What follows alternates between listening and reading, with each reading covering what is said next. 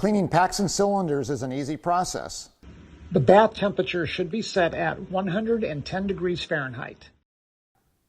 To clean a pack, simply place it into a deep basket. There is no need to install the basket lid as the pack will not float. Place the basket into the tank.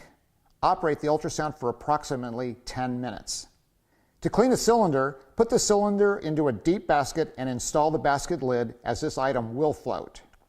Place the basket into the ultrasonic bath and operate for approximately 3 to 5 minutes. Remove these items from the tank and inspect. If they are clean after one cycle, just rinse in warm, free-flowing water. Allow it to air dry. That's it. Now you're ready to go.